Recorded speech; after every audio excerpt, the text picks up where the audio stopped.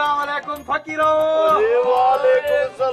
वालेकुम सलाम पंजर फकीर जो खेर खेर ॾाढो टाइम ते आयो आ। साइडी भी सब पासुली तैयार लगी तैयार आ नी हाणे से हाणे आ समझा तो भटारी तैयार थी विया पैमाल आसुल सब पापे माल निसाफो खण देर न कर ढोल जो को हाँ ठरे। वाह वाह फकीर वाह वाह अज तो सफा रंग कई वेठो आई। फकीर ढोलना के जिन सा चंगियूं हुदियूं बग भटारीअ में को खुमार कोने मिड़ई पो नफ्स के मोचड़ो करणो पए।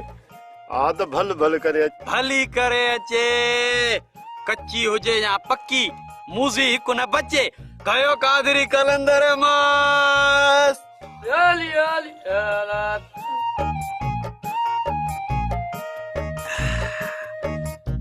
जड़ा अज तो सफा हाँ ठारे छजी वाह जो हथ थई फुकरा प्यालो पियंदो जा कुछ बियो सोचो था।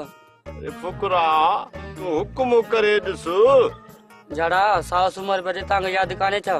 अरे बन 10 ॾींहं अञा पिया आहिनि साए सूमर में तोखे असलो हाणे ई अचे साए सूमर जी लगी आ। सब्र त करे टाइम अचे त सभु शइ थी वेंदी। फकीरो खबर अथव साईं वरियल शाह वारो जेको खलीफ़ो आ वो मुरीदन दे निकतला दन जे लाए खबर ना है अल्लाह कदे ईंदो। तेंजी माना त साए सूमर जा समूरा बार पंहिंजे मथों असुल समूरा कम फुकरा के करना। बाबा जरूर सब कुछ असा के करणो पवंदो ना।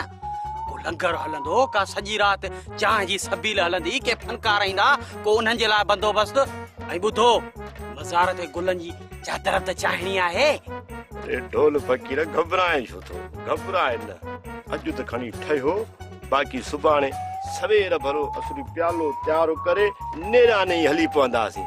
सॼे ॻोठ में वंडो वठण त मुंहिंजो कमु आहे न बा। हाओ हाओ ईअं बि सही आहे ॻोठ वारा जेके बि आहिनि साईं जे नाले ते सफ़ा कुठल अथव कुठल वाह जो मोकियो अथव। तव्हां इहो कमु मूं ते छॾे तव्हांखे त ख़बर आहे न जाड़ो ॻाल्हि करे साफ़ बाक़ी कमकार